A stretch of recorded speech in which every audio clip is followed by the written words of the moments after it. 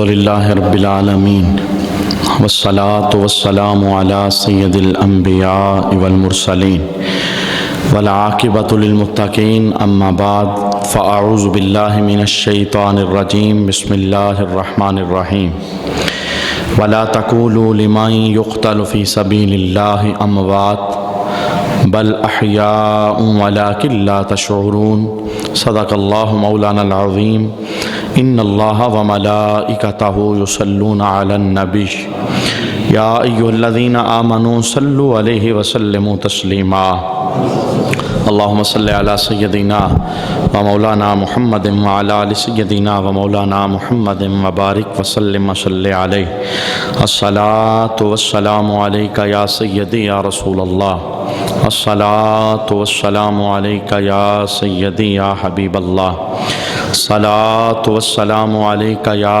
سیدی یا شفیع المذنبین وعلی آلک واصحابک یا سیدی یا رحمت للعالمین۔ دنیا میں نام کیوں کر کمایا حسین نے، دنیا میں نام کیوں کر کمایا حسین نے، نانا سے کر کے وعدہ نبھایا حسین نے۔ ثابت قدم ہے حسین نانا کے دین پر، ثابت قدم ہے حسین نانا کے دین پر، سر تن کٹا کے دین کو بچایا حسین نے۔ دنیا میں نام کیوں کر کمایا حسین نے، نانا سے کر کے وعدہ نبھایا حسین نے۔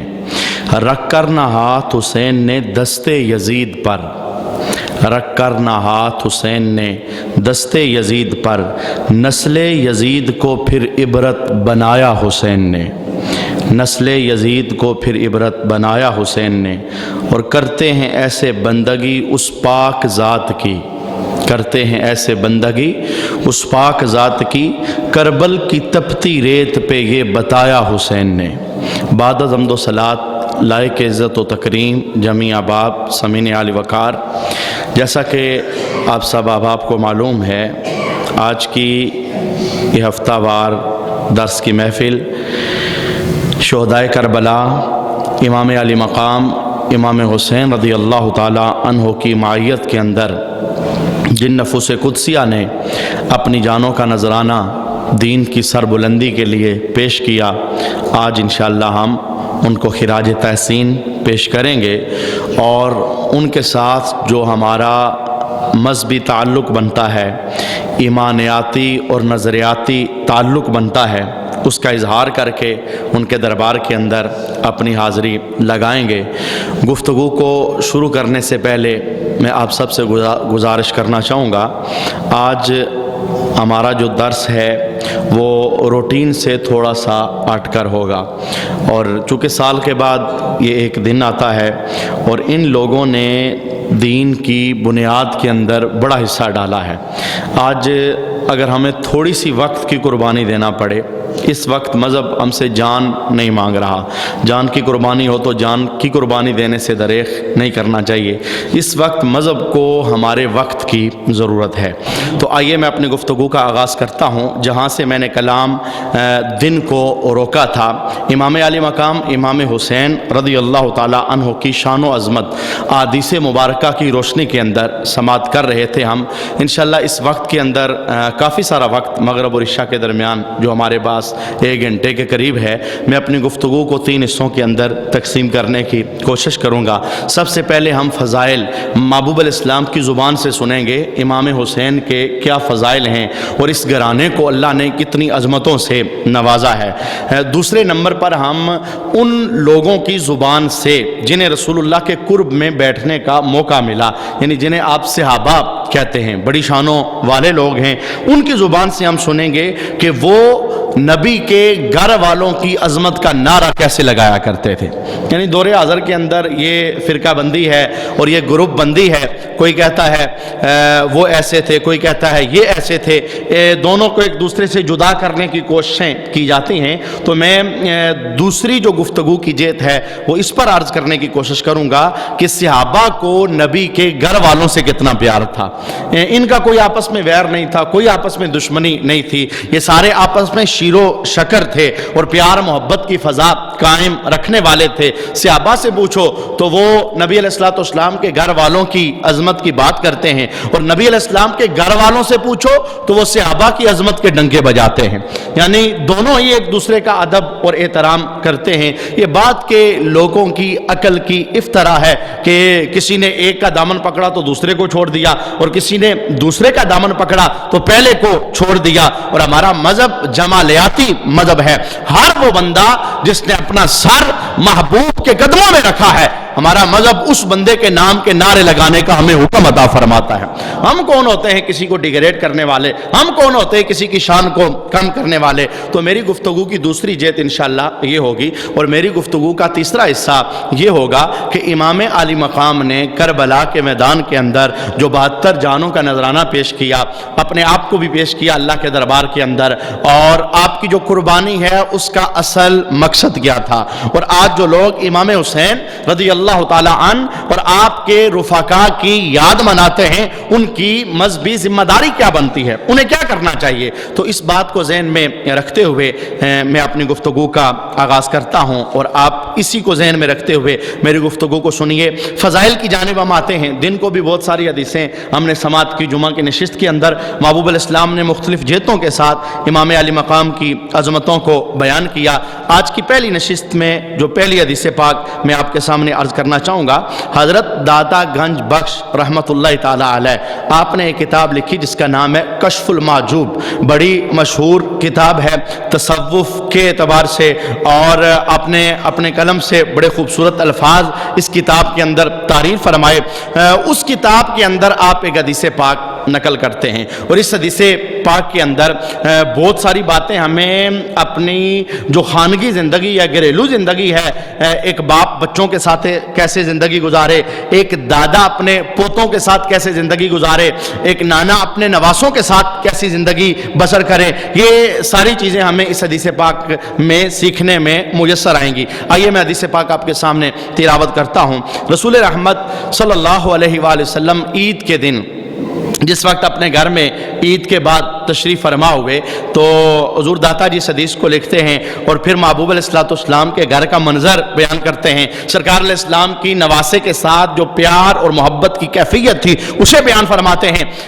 سرکار علیہ الصلوۃ والسلام جس وقت گھر آتے ہیں تو امام حسین بڑے ناز کے ساتھ، اور بچوں کا جو انداز ہوتا ہے، بچوں کو اس بات سے کوئی پرواہ نہیں ہوتی کہ باپ کے پاس پیسے ہیں یا پیسے نہیں ہیں، جو میرے گھر کا سربراہ ہے اس کی جیب میں کچھ ہے یا جیب میں کچھ نہیں ہے، وہ تو اپنی خواہش کا اظہار کر دیتے ہیں۔ بچے جو ہوئے وہ ان ساری چیزوں سے ماورا ہوتے ہیں کہ کون سی چیز ہمیں میسر آ سکتی ہے، کون سی چیز میسر نہیں آ سکتی۔ بچے ہیں، صاف تختی کی طرح ان کا ذہن ہوتا ہے، جس چیز کو دیکھتے ہیں خواہش کا اظہار کر دیتے ہیں۔ تو امام علی مقام امام حسین رضی اللہ تعالی عنہ محبت تھی، بڑا پیار تھا اور بڑی وارفتگی تھی۔ جس وقت حضور گھر میں تشریف فرما ہوئے، موقع عید کا تھا اور خوشی کا موقع تھا، امام علی مقام نے حضور کے دربار میں عرض کی کہ نانا جان آج عید کا دن ہے، بڑا دن ہے، خوشی کا دن ہے، محلے کے اندر گیا ہوں تو بچے اپنی اپنی سواریاں لے کر کے پھر رہے ہیں۔ یہ آج کی بات نہیں، بڑے پرانے دور کی بات ہے۔ عید کا دن آتا ہے تو بچے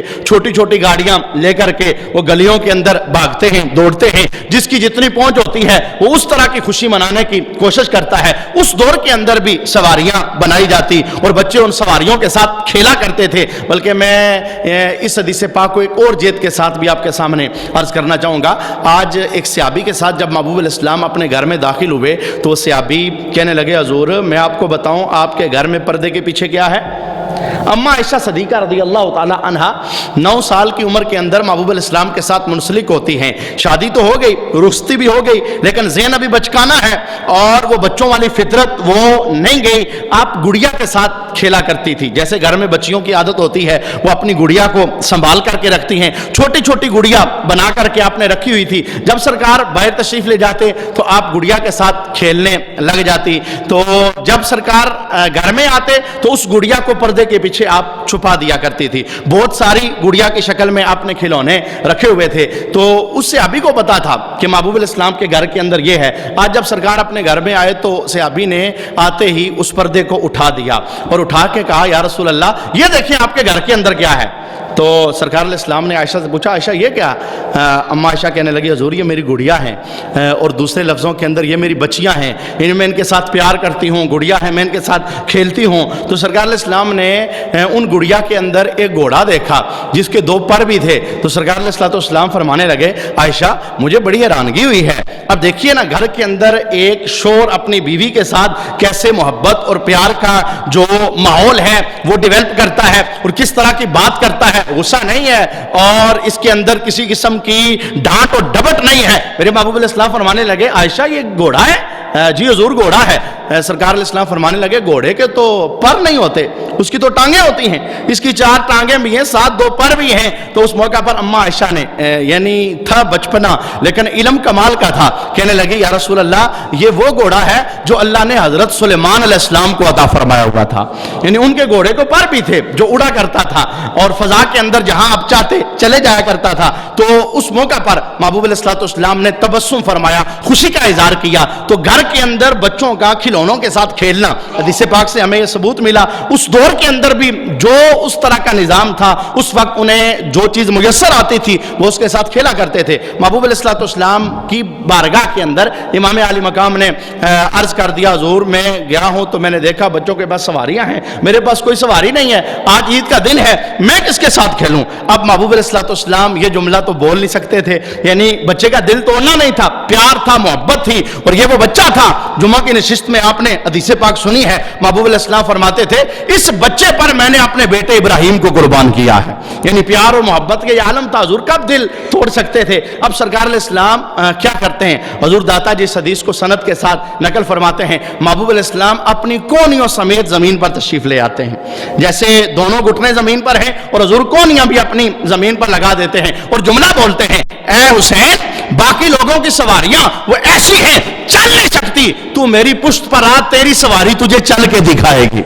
अब ये देखिए एक अंदाज है, एक मोहब्बत है। इस दफ़ा तो नहीं, अल्हम्दुलिल्लाह पिछले साल मैंने इसी हदीस को बयान किया था और इस सुन्नत पर अमल करने के लिए अपने बच्चों के साथ मैंने इस सुन्नत पर अमल किया। भाई देखें, हमारा कोई मकाम नहीं, हम अपने आप को समझे हम बड़ी चीज होते हैं। मैं कहता हूं मकामात खत्म हो जाते हैं आमिना के लाल के दरवाजे पर, जब हुजूर बच्चे की खुशी की खातिर झुक सकते हैं, अपने घुटने बिछा सकते हैं, अपनी कोनियां बिछा सकते हैं और अपनी पुश्त पर बच्चे को बिठा सकते हैं। और फिर देखिए ना, बच्चा भी कितने नाज वाला था। आगे से एक जुमला बोलता है, हुजूर जो बाकी बच्चे हैं उनके पास सवारियां तो हैं, पर उनकी सवारियों की लगामें भी हैं, वो जिधर मोड़ते हैं तो सवारियां मुड़ जाती हैं। हुजूर दाता जी कहते हैं, महबूब इस्लाम ने अपने मुबारक मुंह के अंदर सुर्ख रंग का धागा डाल लिया, जिसकी 2 लगामें थी, और लगामें दे करके दोनों इमाम हुसैन के हाथ में दे दी। इमाम हुसैन को पुश्त पर बिठा लिया, कोनियों और घुटनों समेत जमीन पर तशरीफ ले आए और चलने लगे और फरमाने लगे, हुसैन तू अपनी सवारी की लगाम जिधर खींचेगा तेरा नाना उधर ही मुड़ जाएगा। अब ये देखिए ना, प्यार का कैसा अंदाज है, मोहब्बत का कैसा अंदाज है। महबूब इस्लाम किस, मैं कहता हूँ इस मोहब्बत को देखिए ना, अपने घरों में आ जाइए, उस बात को छोड़िए, अपने घरों में आ जाइए। ऐसा छोटा सा बच्चा हो, बंदा प्यार करता हो, मोहब्बत करता हो, अचानक ऐसा हो, खबर आए दुनिया से चला गया, डेथ होगी उसकी, बाप की रात कैसे गुजरेगी?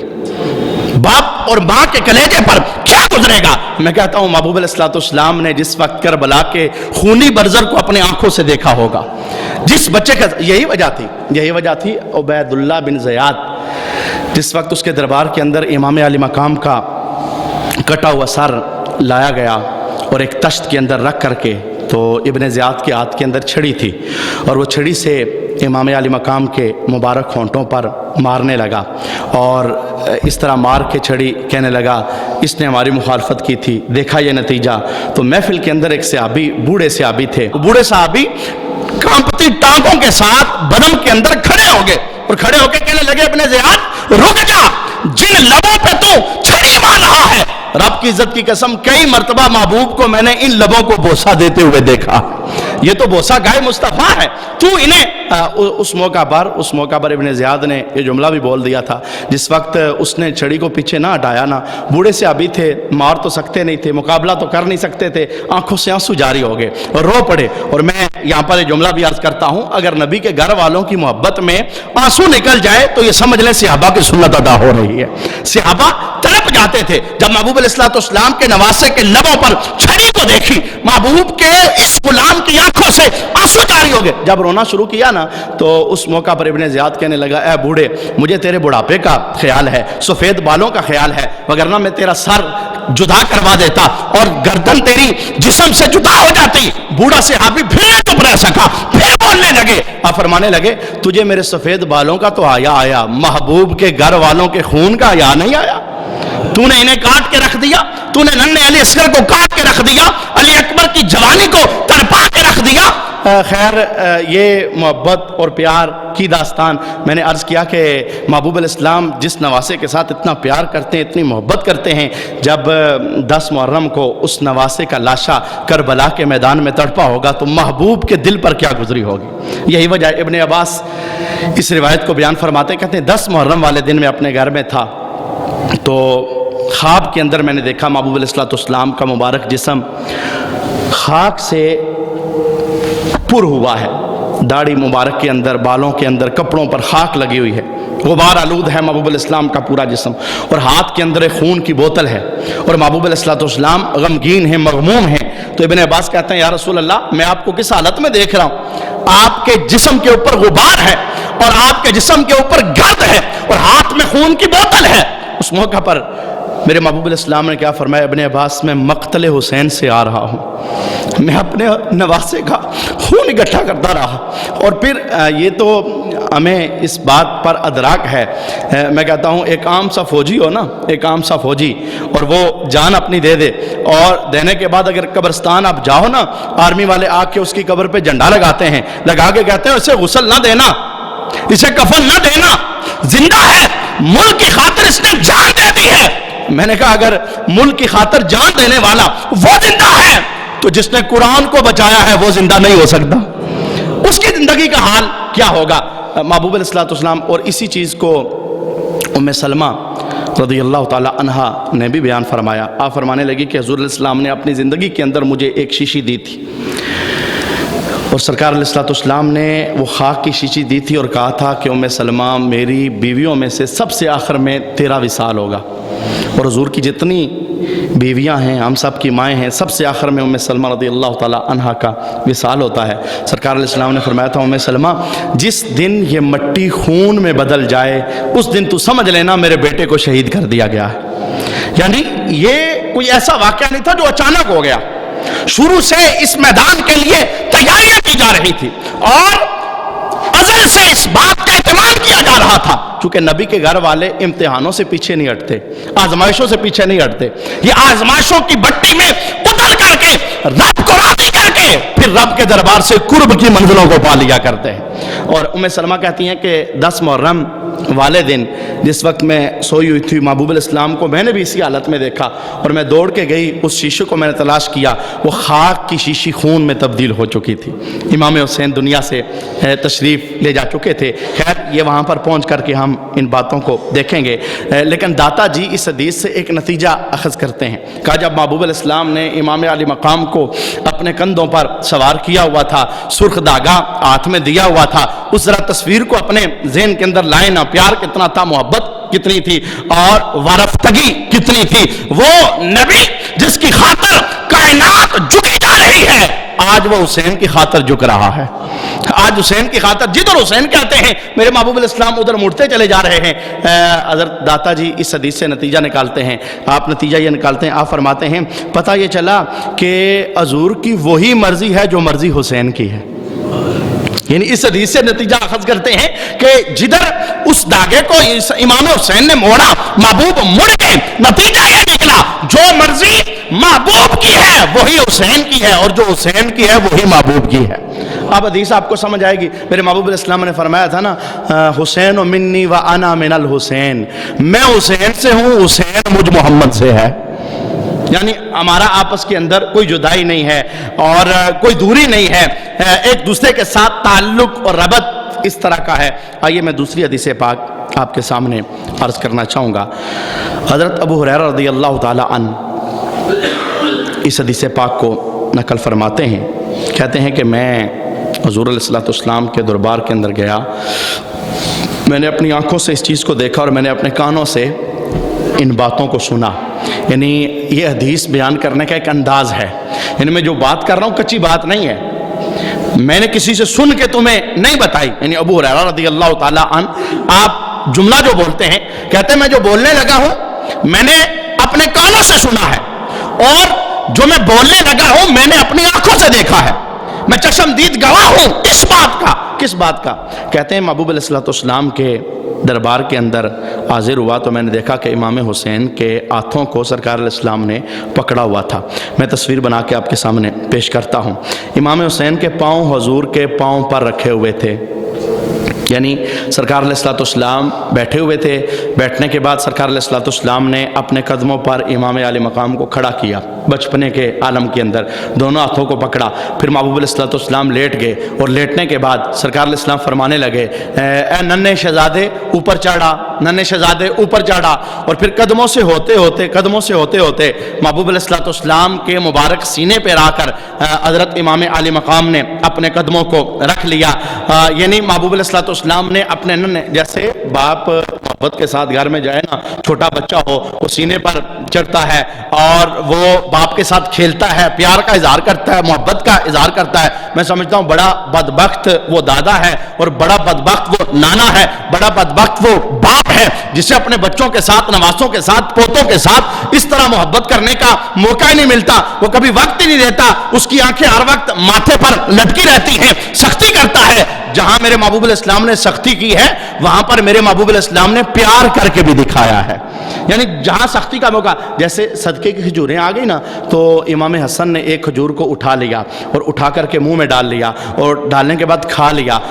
فوراً میرے محبوب علیہ السلام نے ہاتھ پکڑا، اور ہاتھ پکڑنے کے بعد انگلی کو امام حسن کے منہ کے اندر داخل کر کے گلے میں داخل کیا، اور داخل کرنے کے بعد کہا کخ کخ یا حسین یا حسن، اے حسن اس کھجور کو باہر نکال دو۔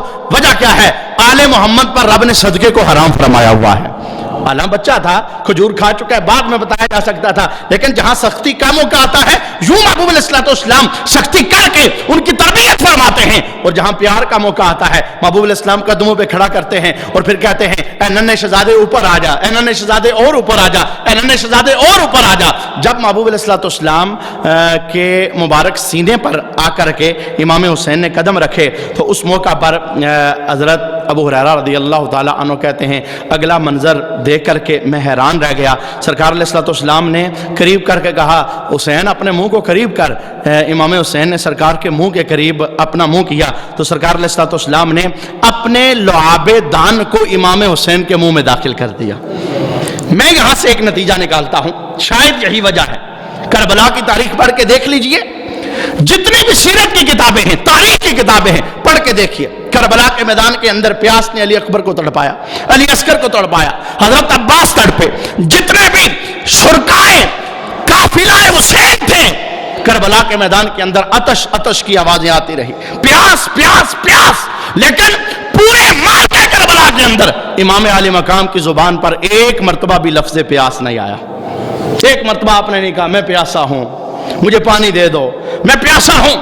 اتنی جرت ہے، اتنی جرت ہے، 72 افراد کے لاشوں کو اٹھا لینے کے بعد پھر تلوار لے کر خود بھی میدان کے اندر جا رہے ہیں۔ قدموں کے اندر کسی قسم کی کوئی ڈگمگاہٹ نہیں ہے، کوئی لرزہ نہیں ہے، کوئی خوف نہیں ہے، کوئی بھوک کوئی پیاس کا احساس نہیں ہے۔ وجہ کیا ہے؟ محبوب علیہ السلام نے اپنا لعاب بچپنے کے اندر منہ میں ڈال کر کے اس آزمائش کے لیے آپ کو تیار فرمایا ہوا تھا کہ پانی تڑپے گا آپ کے ہونٹوں کے لیے پر آپ پانی کے لیے نہیں تڑپ سکو گے۔ تو یہ دوسری حدیث پاک میں نے آپ کے سامنے عرض کی۔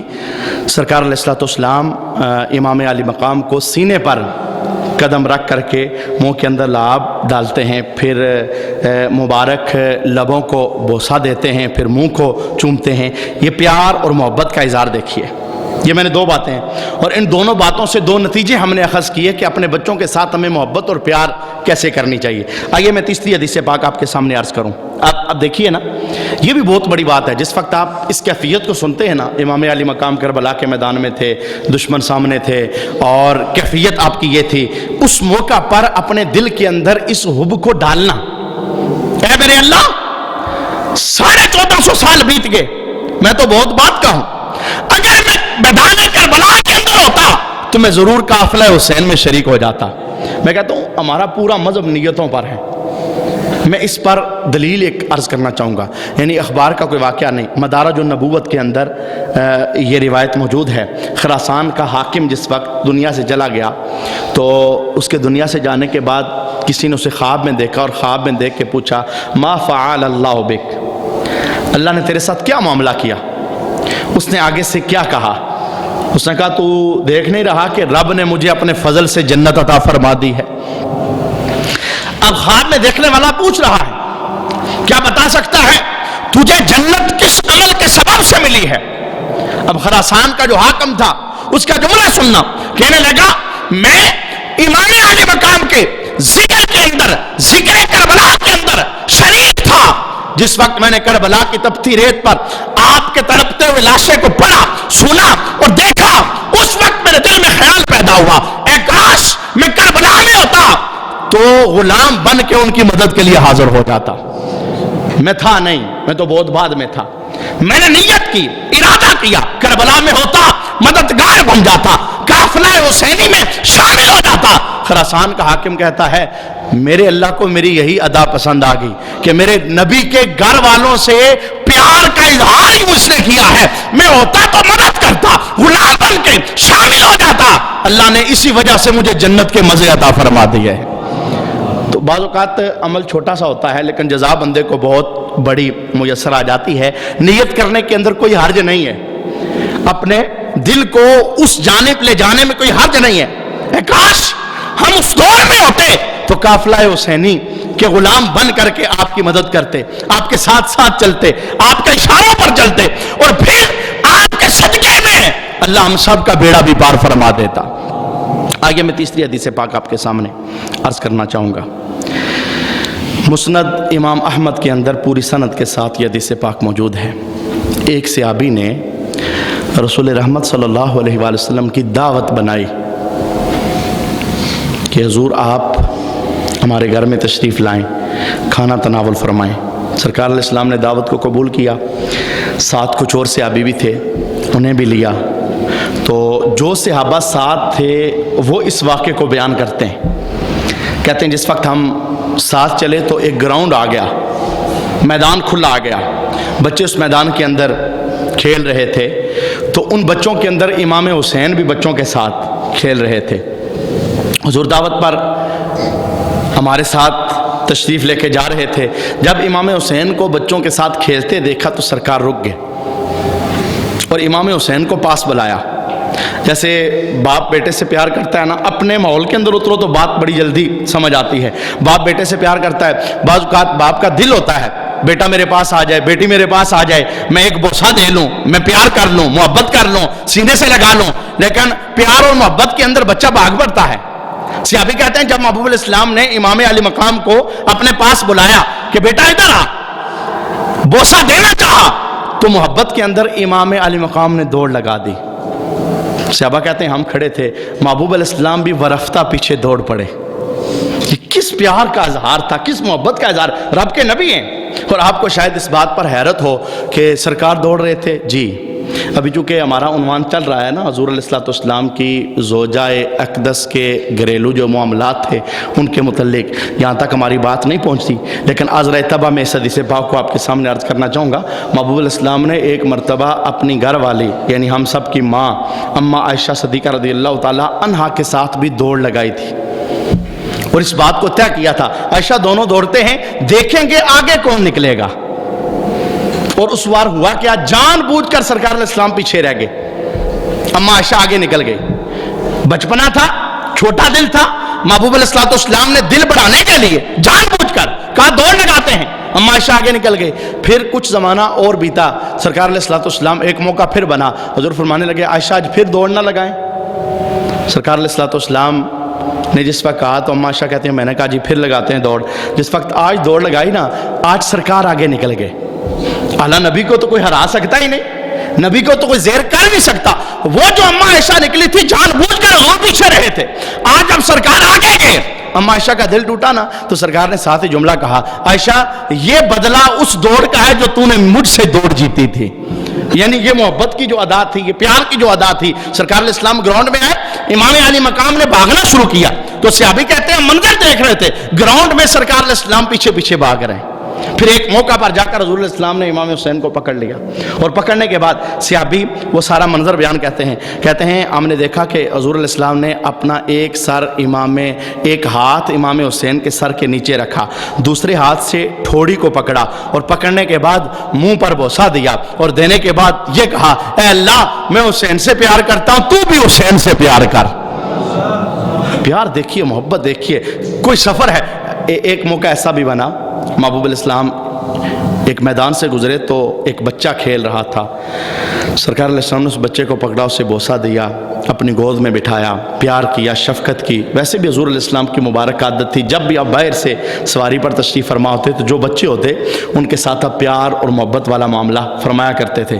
یہاں سے مسجد کے ان بابوں کو تھوڑی دیر کے لیے مذہب کا ایک سبق لینا چاہیے. غلطی سے اگر آپ کی مسجد کے اندر کوئی بچہ آ گیا ہے اور اس نے کوئی غلطی کر دی ہے, بجائے اس کے کہ فوراً ڈانٹ دینا, ڈپٹ دینا, تیرے بڑے کدھر ہیں, یہ تو نے کیا کر دیا, یہ کم از کم مذہبی تعلیمات کے خلاف ہے. اگر اسے سبق کو سکھانا بھی ہے, اللہ اکبر. میں اس موقع پر آپ کے سامنے امام حسین کا ایک اور کردار آپ کے سامنے عرض کرنا چاہوں گا. آپ نے ایک مرتبہ دیکھا مسجد کے اندر ایک بابا جی نے وضو کیا تو وضو اس نے غلط کیا, یعنی وضو کے اندر فرائض اور سنتوں کا خیال نہ رکھا. تو امام حسن اور امام حسین تھے, آپ نے کس قدر حکمت عملی کا مظاہرہ کیا. کہنے لگے ہم چھوٹے ہیں یہ بڑے ہیں, ڈائریکٹ کہیں گے تو یہ ناراض ہو جائیں گے. تو آپ نے کس حکمت عملی کا مظاہرہ کیا. آپ کہنے لگے بابا جی آپ ہمارے بڑے ہیں, ہم آپ کے سامنے وضو کرتے ہیں, آپ بتائیں ہم نے کوئی وضو میں غلطی تو نہیں کی. جب آپ نے وضو کیا نا تو وضو سے فارغ ہوئے, بابا جی کہنے لگے بیٹا تم تو نبی کے گھر والے ہو, غلطی تم نے نہیں, غلطی میری تھی, میں نے تمہیں دیکھ کر اپنی غلطی کو دور کر لیا ہے. یہ حکمت عملی جو ہے اور حکمت عملی کا مظاہرہ کرنا کسی بھی جگہ پر, یہ جو ڈانٹ ڈبٹ بے جا ہوتی ہے اور بے موقع ہوتی ہے, یہ بعض اوقات بچے کو متنفر کر دیتی ہے. محبوب علیہ السلام باہر سے آتے, بچوں کے ساتھ پیار فرماتے, محبت فرماتے, اور سواری پر جگہ ہوتی تو حضور سواری پر ساتھ بٹھا لیتے. صحابی کہتے ہیں کہ جب سرکار علیہ السلام نے اس بچے کو جو گراؤنڈ کے اندر کھیل رہا تھا, حضور علیہ السلام نے بوسہ دیا, اپنی گود میں بٹھایا, پیار کیا. ہم نے پوچھا حضور اور بھی بچے ہیں, اس بچے کے ساتھ آپ نے شفقت کیوں کی, اس بچے کے ساتھ آپ نے خصوصی پیار کیوں فرمایا. اس موقع پر محبوب علیہ السلام کا جملہ کیا تھا. حضور فرمانے لگے ایک مرتبہ میں نے دیکھا تھا کہ میرا حسین اس بچے کے ساتھ گراؤنڈ میں کھیل رہا تھا, اور میرے حسین کے قدموں کی خاک کو اٹھا کر اس نے اپنے منہ پہ لگایا تھا. اس وقت سے اس بچے سے مجھے پیار ہو گیا ہے, اور قیامت کے دن اس بچے کو اور اس بچے کے والدین کو حسین کے قدموں کی خاک سے محبت کی وجہ سے میں شفاعت کر کے جنت میں داخل کرواؤں گا. یعنی کسی بھی جیت کے ساتھ, امام علی مقام کے ساتھ, امام حسین کے ساتھ کسی کا تعلق جڑتا ہو, محبوب علیہ السلام اس تعلق کو کتنا قائم فرماتے ہیں. فضائل کی حدیثیں بہت ساری ہیں. اب آئیے میں اپنی گفتگو کا دوسرا حصہ آپ کے سامنے عرض کرتا ہوں کہ صحابہ جو پاک ہستیاں ہیں, محبوب علیہ السلام کا چہرہ دیکھ کر کے کلمہ پڑھنے والے, ان لوگوں کا نبی علیہ السلام کے گھر والوں کے ساتھ پیار کتنا تھا, محبت کتنی تھی.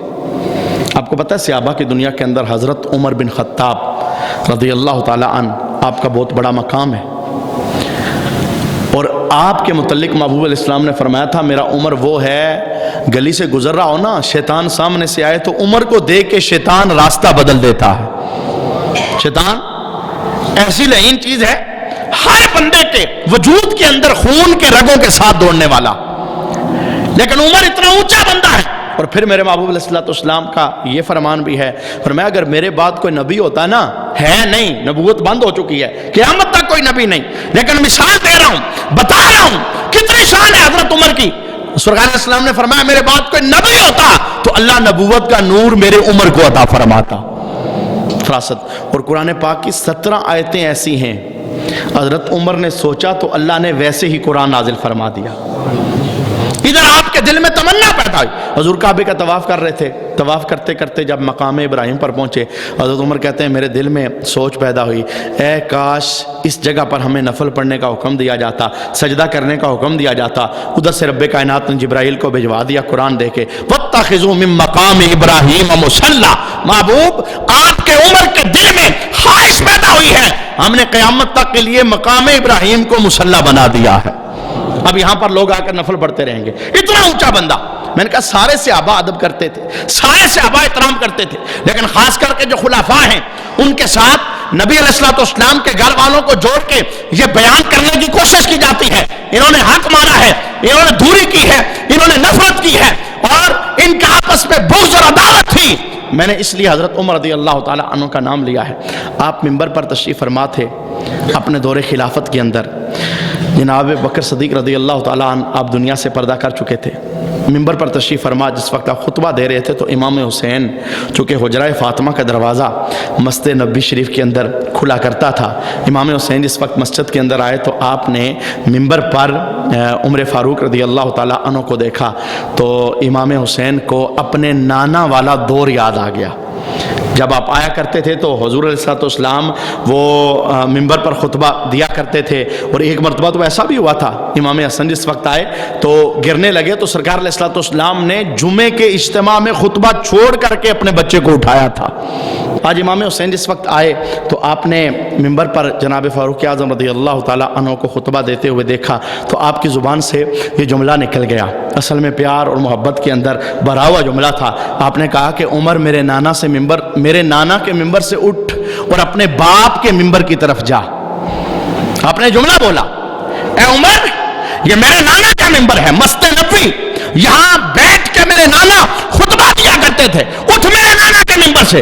اب وقت کا بادشاہ ہے، شیطان جس کے سائے سے بھاگتا ہے، اشارہ کرے تو کفر لفظنے لگ جاتا ہے، لیکن آل رسول کے ساتھ محبت کتنی ہے۔ یہ نہ کہا اے بچے تجھے تمیز نہیں، تو نے بات کیسے کی ہے، اللہ اکبر۔ آپ منبر سے نیچے اتر آئے اور اتر کر کے امام حسین کو اپنی گود میں اٹھا لیا اور اٹھا کے جملہ بولا، کہا عمر تو ایک بکریاں چرانے والے باپ کا بیٹا تھا، اس منبر کی عزت تیرے نانا ہی نے مجھے عطا فرمائی ہے۔ میں کون ہوتا تھا ممبر پر بیٹھنے والا؟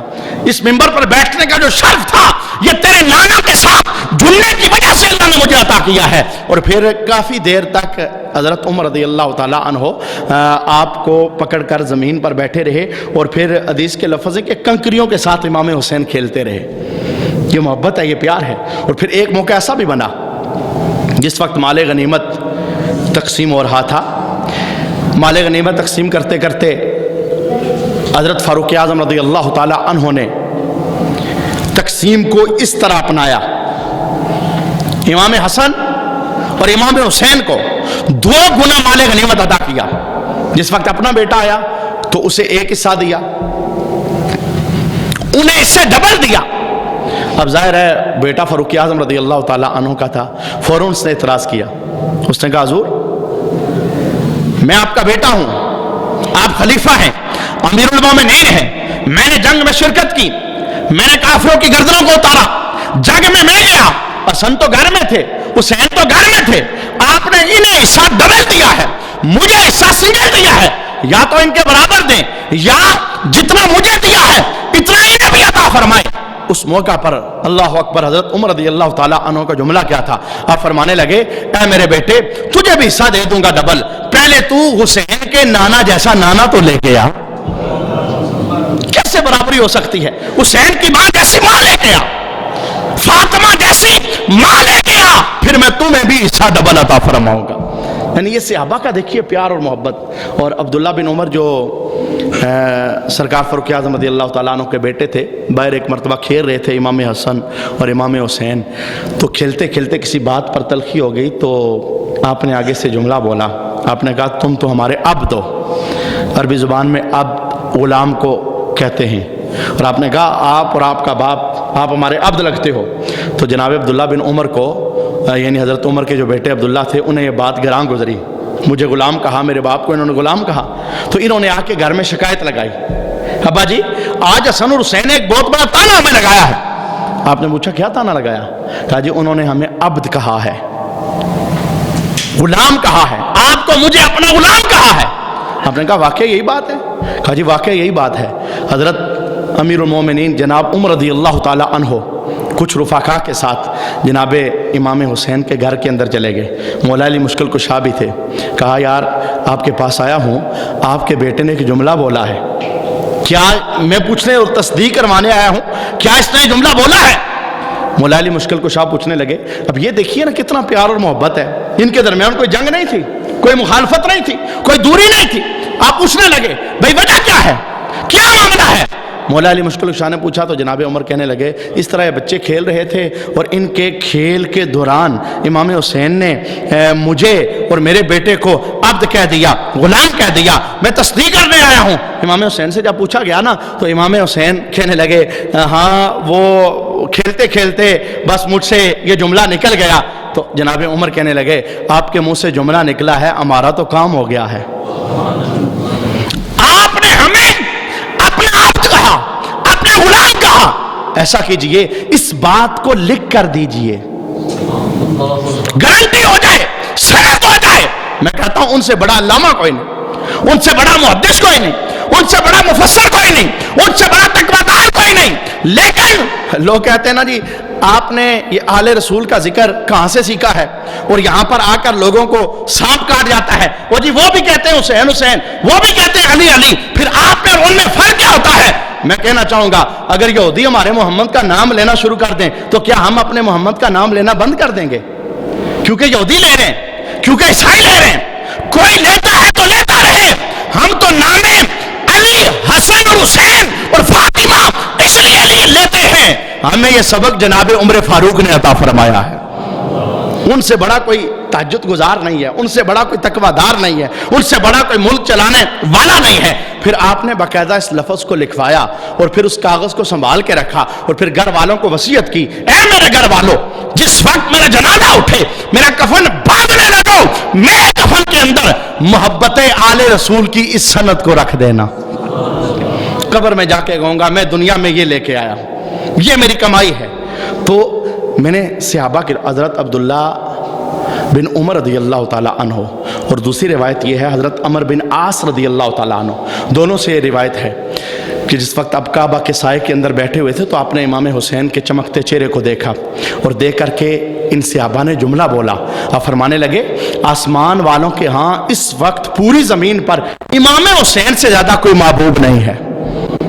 یعنی ویلیو کو بیان کرتے، مقام کو بیان کرتے، نبی علیہ السلام کے گھر والے ہیں، شہزادے ہیں، حضور کا پیار حاصل ہے، حضور کی معیت حاصل ہے، سرکار علیہ السلام نے انہیں کندھوں میں بٹھایا ہے، انہیں چوما ہے اور ان کے پیار کی دعائیں رب کے دربار سے لی ہیں، مانگا ہے اللہ کے دربار سے۔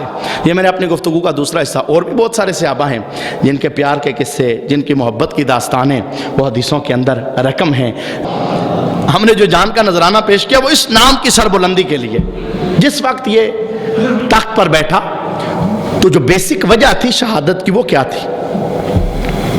اس نے شرابوں کو عام کر دیا، حالانکہ قرآن پاک شرابوں کی مذمت بیان کرتا ہے۔ اس نے بدکاری کو عام کر دیا، حالانکہ محبوب علیہ السلام کی زبان یعنی حدیثیں اور قرآن بدکاری کی مذمت بیان کرتا ہے۔ اس نے بائی اور بہن کا نکاح جائز قرار دے دیا۔ یزیدی دور حکومت کے اندر بہنوں کا نکاح بھائیوں کے ساتھ ہوتا رہا، حرام اور حلال میں فرق ختم ہو گیا، شریعت کا نقشہ مٹتا چلا گیا۔ اس وجہ پر ساتھ آپ کو آ کے کہا جانے لگا، یعنی امام علی مقام کو، آپ ایسا کریں یزید کے ہاتھ میں ہاتھ دے لیں۔ تو اس کا معنی یہ بنتا تھا اگر آپ یعنی نبی کے گھر والے یزید کے ہاتھ میں ہاتھ دے لیتے تو یہ جو شریعت کا نقشہ بدل چکا تھا آپ اس پر مور لگا دیتے۔ ہاتھ دینے کا معنی یہ تھا ہم راضی ہیں جو کچھ تو کر رہا ہے۔ آپ نے کہا نہیں، جو تو کر رہا ہے وہ ٹھیک نہیں، ٹھیک وہ ہے جو محمد اور محمد کے گھر والے کر رہے ہیں۔ آپ نے قرآن کے پرچم کو سر نگوں نہیں ہونے دیا۔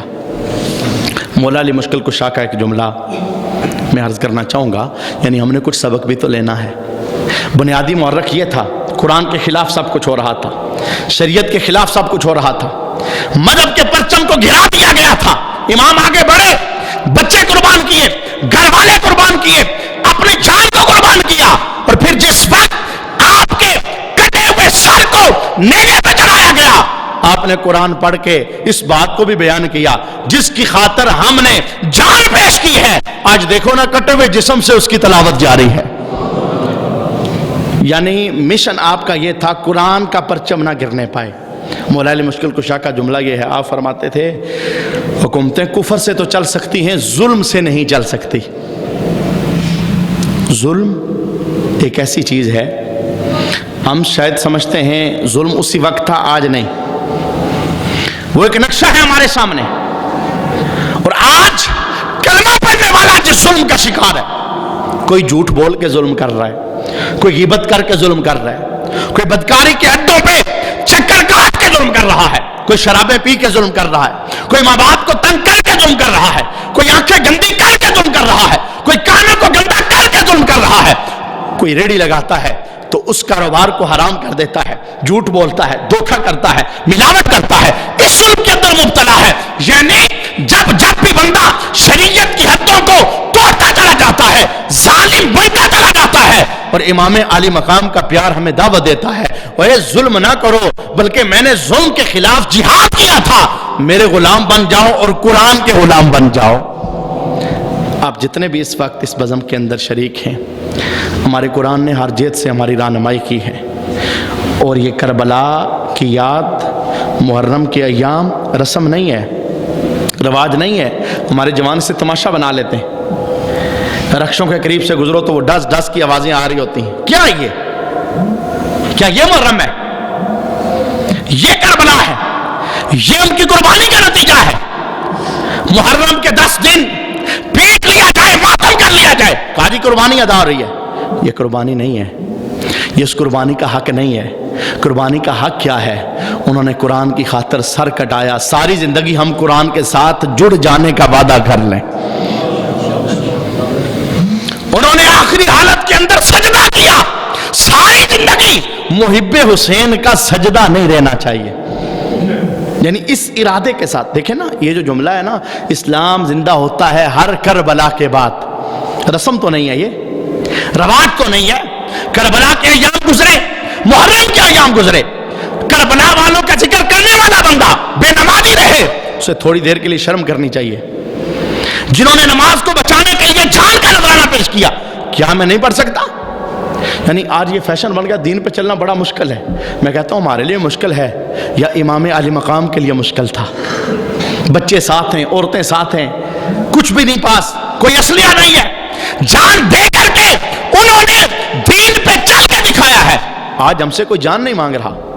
خوبصورت مسجدیں بنی ہیں, قالینیں بچھی ہوئی ہیں, گرمی میں آؤ تو اے سی لگے ہیں, سردی میں آؤ تو گرم پانی مل رہا ہے, ہم پھر بھی کہتے ہیں دین پہ چلنا بڑا مشکل ہے. وہ فوت ہو جائے تو ان کے پہننے کے لیے کفن کے طور پہ ایک کپڑا ہوتا تھا. سر چھپاؤ تو پاؤں ننگے, پاؤں چھپاؤ تو سر ننگا. ہم زندہ ہوتے ہیں تو 20-20 جوڑے ہماری الماری کے اندر لٹکے ہوئے ہوتے ہیں. کیا ہمارے لیے دین پہ چلنا مشکل ہے؟ وہ پیدل چلے تو کئی 100 کلومیٹر پیدل چلنا پڑتا. آج ہم تھوڑا دور جائیں تو اللہ نے ہمیں سواریاں عطا فرمائی ہیں. بارشوں کے اندر ان کے مکان ٹپک پڑتے. صحابہ خود کہتے ہیں مسجد نبوی میں کئی مرتبہ ایسا ہوا, بارش لگ پڑی, ہم نے سجدہ کیا تو جس جگہ ہم نے سجدہ کیا پیشانی ہماری گیلی ہو گئی اور مسجد کی مٹی ہماری پیشانی سے لگنے لگی. ہمیں اللہ نے پکے مکان عطا کر دیے. وہ اولادوں کو لے کر کے میدان میں جاتے, یہ لو ہمارے بچے. کتنی مائیں ایسی تھی جن کے جوان بچے ان کی نگاہوں کے سامنے کٹ گئے. آج ہمارا بچہ کوئی بھی میدان جہاد میں نہیں جا رہا, سارے ہمارے گھر میں ہیں, ہمارے پاس بطور نعمت ہے. کیا یہ اللہ کی نعمت نہیں ہے؟ حسن اس نے دیا, جوانیاں اس نے دی, طاقتیں اس نے دی, دولت اس نے عطا کی, پکے مکان اس نے عطا کیے, خوبصورت مسجدیں اس نے عطا کیے, اور ایسا ماحول اور ایسی سوسائٹی اس نے عطا کی. اگر پھر بھی ہم مذہب پر نہ چلیں اور ہم کہیں دین پہ چلنا بڑا مشکل ہے تو پھر اس جملے سے ہمیں شرم کرنی چاہیے. قربانی کا اصل مقصد یہ تھا, دین کا نقشہ مٹ رہا تھا, تو آپ نے مٹتے ہوئے دین کے نقشے کو بچانے کے لیے اپنا سب کچھ قربان کر دیا. میں کہتا ہوں، یہ تو نہیں کہتا کہ ماحول کربلا کا ہے، پر میں یہ ضرور کہنے لگا ہوں نقشہ دین کا مٹتا چلا جا رہا ہے۔ دین ہمارے گھروں سے نکل رہا، ہماری مسجدوں سے نکل رہا ہے، ہماری بستیوں سے نکل رہا ہے۔ دین کو رسم و رواج بنا لیا۔ میرے محبوب علیہ السلام نے کیا ارشاد فرمایا تھا؟ لا یبقى من الاسلام الا اسمہ، لا یبقى من القرآن الا رسمہ، مساجدہم عامرۃ خراب من الہدی۔ ایک دور آئے گا اسلام نہیں رہے گا، نام رہ جائے گا، قرآن نہیں رہے گا، رسم رہ جائے گی، مسجدیں بڑی بڑی نمازیوں سے خالی ہوں گی۔ کیا آج دین کا نقشہ مٹتا نہیں چلا جا رہا؟ سود عام ہو گیا، برائی عام ہو گئی، بے حیائی عام ہو گئی، غیبتوں کے بازار لگے ہوئے ہیں، جھوٹ بولا جا رہا ہے، ظلم کیا جا رہا ہے، ہر شریعت کے حکم کو توڑا جا رہا ہے، پھر بھی کہتے ہیں ہم بڑے سچے اور ستھرے مسلمان ہیں۔ کربلا کے یہ مبارک لمحے احتساب کے لمحے ہیں۔ انہوں نے قربانی اس لیے دی تھی دین کا نقشہ نہ بدلے۔ ہم اپنے ہاتھوں سے دین کا نقشہ بدل رہے ہیں۔ دعا کریں، ہم جب بھی اس طرح کی بات ہوتی ہے نا، ہم یہ کہتے ہیں ہاں یار ملک کے اندر ایسا ہے، شہر میں ایسا ہے، ہم اپنے آپ کو بھول جاتے ہیں۔ باقیوں کی بات چھوڑو، اپنے 6 فٹ کے جسم پر شریعت کو نافذ کر لو۔ میں حرام نہیں کھاؤں گا، میں حرام نہیں دیکھوں گا، میں حرام نہیں سنوں گا، میں سود کا کاروبار نہیں کروں گا، میں غیبت نہیں کروں گا، میں جھوٹ نہیں بولوں گا، میں ماں باپ کی نافرمانی نہیں کروں گا، میں بیویوں پہ ظلم نہیں کروں گا، میں اولادوں کے حق نہیں دباؤں گا، میں کسی کا مال نہیں دباؤں گا، میں بے نماز نہیں رہوں گا، میں قرآن سے دور نہیں رہوں گا۔ جب بات میں کی آئے گی، میں اپنے آپ کو درست کروں گا، ایک ایک بندے سے پھر معاشرہ بنتا ہے، اور پھر جب معاشرے کے اندر ہر فرد کا نعرہ یہ ہوگا کہ میں دین مصطفیٰ کے ہر حکم پہ عمل پیرا ہو جاؤں گا، پھر دیکھنا اللہ آج بھی مدینے کا ماحول کیسے پیدا فرماتا ہے۔ آپ جتنے بھی اس محفل کے اندر آئے ہو، ایک ارادہ تو یہ کرو، انشاءاللہ آج کے بعد ہماری کوئی نماز قضا نہیں ہوگی۔ دیکھیے نا، 22,000 تلواروں کا سایہ، امام عالی مقام اکیلے ہیں، سر کٹنے لگا ہے، خواہش پوچھی جا رہی ہے، کوئی آخری خواہش ہو، اور آخری خواہش کیا تھی؟ کہا میرا سر کاٹنے والے، میں سر سجدے میں رکھوں پھر میرا سر کاٹنا۔ وجہ کیا تھی؟ تاکہ بعد میں آنے والے لوگ کہیں گے کرسی کی خاطر گیا تھا، اقتدار کی خاطر گیا تھا، سر سجدے میں کاٹنا، تاکہ پتا چلے میں کرسی کی خاطر نہیں گیا تھا، میں تو سجدہ بچانے گیا تھا۔ اللہ رب العالمین ہم سب کو دین کے احکام پر عمل پیرا ہونے کی توفیق عطا فرمائے۔ میں کئی بار یہ جملہ بولتا ہوں، آج پھر بولوں گا، اس وقت دین ہم سے وقت کی قربانی مانگتا ہے۔ وقت کی قربانی، وقت دینا شروع کرو۔ وقت دو گے دین کے لیے، مصروف ترین ہماری زندگی ہے اس وقت۔ نماز کے لیے ہمارے پاس ٹائم نہیں ہے، دوڑیں لگی ہوئی ہیں، باقی چیزیں تو چھوڑو۔ ہفتے بعد ہمارا یہ اجتماع ہوتا ہے یا درس ہوتا ہے، آپ سب کی یہ ضرورت ہے۔ میں جو بار بار منتیں کرتا ہوں، بار بار گزارشیں کرتا ہوں، آ جاؤ بھائی، آ جاؤ بھائی، دوسروں کو کہو جی، فلاں کو کہو جی، یہ ہم سب کی قبر کی ضرورت ہے۔ یہ وہ محفلیں ہیں جو اندر تبدیلی پیدا کرتی ہیں، ورنہ بندے تو بندے ہی ہیں، چلتے رہتے ہیں، نظام زندگی چلتا رہتا ہے۔